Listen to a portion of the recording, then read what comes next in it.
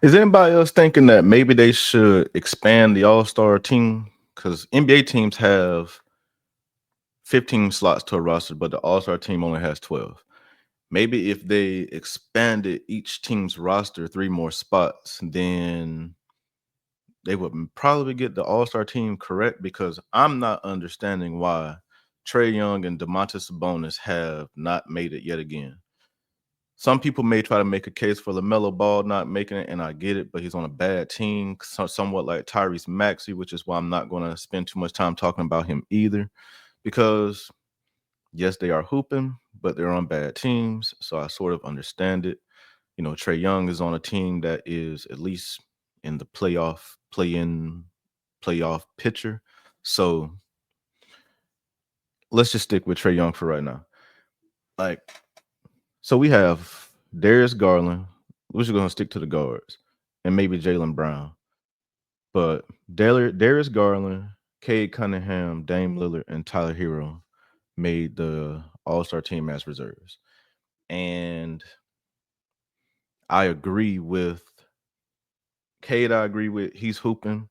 He had Detroit winning games and in the playoff picture as well, and they haven't been in the picture for a while, so makes sense. Jalen Brown makes some sense, even though I think Boston will probably be somewhat where they are anyways. They probably could be a little bit better, but they're not any worse as well. So I get him. Darius Garland, I think there's a case to be made that Trey Young in this 12 roster scenario, 12 player roster scenario, that Trey Young definitely probably should have made the All-Star team over Darius Garland, considering he leads the league in assist. And Darius Garland is playing well. He's averaging 22 and 7, and he's on the number 1 team in the East, but he also has a co-star in Donovan Mitchell, and he has Evan Mobley, Jared Allen. So it's not like he's lacking anything in the team, but Trey Young, for all intents and purposes, is carrying the Hawks somewhat alone. Jalen Johnson was coming along very good this year, but then he just recently got hurt, and I think he's done for the year. So, but even before all of that, he's averaging 11 assists a game, at least 23 points a game. Even I think it's closer to 25. But why did Trey Young get snubbed from the All-Star team yet again? I love Tyler Hero, but he probably should have made it over him. And you could probably make a case for him making it over Dame, but this is why I say the rosters, they should have expanded to 13. I mean, 13 players, 14 players, but then you might as well just do 15 and make it just a full roster like a regular team. Because if somebody gets hurt, they're going to have these guys replacements anyway. So you may as well treat it like a real roster and have maybe not reserves in an all-star sense, but they're probably still going to play in the game. And it's not like they play hard anyway. So who's really going to care like about minutes?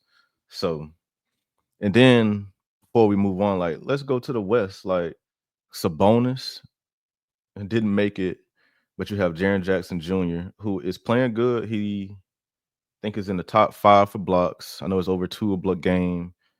He is in the top 15 scores in the league, averaging over 22. But he only averages 6 rebounds, and he's 6'10, 6'11, and that's weird to me. And I will get into that another time why I hate big guys that don't rebound. Like, you're right by the goal. Why can't you get 10 of those? That's neither here nor there. But Sabonis leads the league in rebounds. He averages 21 points a game, and he also averages nearly 7 assists. So why is it that Jackson Jr., Alfred Sengun, who is hooping, but stats aren't nearly as good as Sabonis? Wemby, no question. I mean, it's really just Jaren Jackson Jr. or Sengun are the two that strike me as maybe one of them shouldn't be there over Sabonis. Like, Sabonis got snubbed again for the second year in a row. Trey Young, this is his 4th out of 7 years not making the All-Star game. And I don't know. I know the fan vote is the 50% now, and then players get 25 and the media gets 25. But you already know it's those media numbers. That's why Melo didn't make it, because he was like number 7 in media voting, but 1 in fans and like 3, 4 like players. So obviously the fans and the players, and I think the players should have a bigger say so since they play against everybody, felt like he should have been an all-star, but yet the media, and I'm not knocking them too much, but they felt like he didn't deserve it, I guess. But to their defense, he is on a bad team. So if you're on a bad team, can you really be an all-star? Because like, think about it in football terms. They'll say, "Oh, these elite quarterbacks lead their teams to the playoffs all the time on regularity and all that stuff like that." So all-star players, for the most part, and all NBA players usually get their teams into the playoffs, or at least they're fighting for the playoff race. They're not usually at the bottom or whatnot. So that's just all I'm going to say about that. But how do you guys feel about like Trae Young missing the All-Star game again, averaging 11 assists a game, leading the league in assists, over 20 points a game on a young Atlanta team that just had the number 1 pick, but Darius Garland, who, mind you not, was like on a trade block before him and Donovan Mitchell had their come to Jesus moment. And maybe Tyler Hero made it over Trae Young. It makes no sense. Like, he probably leads his team in scoring and assists. They're in the playoff hunt. They're better than they should be, in my opinion. I mean, you just had the number 1 pick, so nobody expects you to be in a playoff race or even hunting for the playoffs. Because look at Detroit for all those years. And even though K's been hurt and in and out, and I know they sat him, even though they said they didn't sit him, but they basically shut him down for the back half of a season. But, they're finally starting to reap some rewards. But Trae Young has been and has always kind of kept Atlanta relevant through every season that he's been there, but yet he's not an all-star, and it just makes no sense to me. But maybe somebody out there can make it make sense, but it makes no sense to me why Trae, at least Trae, of all the people that didn't make the All-Star game, I don't understand why Trae didn't make the All-Star game. And I'm sure if somebody gets nicked up or whatever case may be, they're going to replace him. Trae's going to make it, but he shouldn't even accept it. Like, he should have been voted in by the coaches or whoever does the reserves. I'm pretty sure it's the coaches and maybe the media that does the reserves, but I don't know. It makes no sense to me. But let me know what you guys think about in my opinion, 2 biggest all-star snubs over the last few years, but Trae Young and Sabonis not making it. And to furthermore touch on that real quick, one quick point I want to make. Sabonis, in comparison to like some of the other all-stars that made it, he's averaging 21, 14, and 6. Anthony Davis is averaging 26. I'm sorry. Yeah. 25.7. So 26, 12, and 3. Um, what is it to say? Even James Harden's averaging 22, 6, and 8. And so Sabonis has comparable stats with him, even though they don't play the same position, which I think they should take into consideration since this is positionless basketball. He's 6'11", 7 foot, doing guard things as far as passing and stuff like that, a lot like Jokic, but maybe not to that level. But we've seen him rack up triple doubles. I think he has 42 double doubles out of 44 games this year. And it's like, nope, not an all-star. This guy's not an all-star, even though he's leading the league in double doubles, rebounds. He has almost 7 assists a game, over 20 points.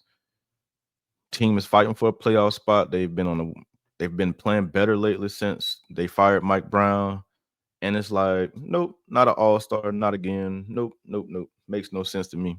But Sengun, who is on a young Houston team, and yes, they are number 2 in the West, but 19, 11, and like 5 assists. It's 5 assists, 19, 11, and 5 assists. But compared to 21, 14, league leading 14 rebounds and almost 7 assists. Makes no sense. So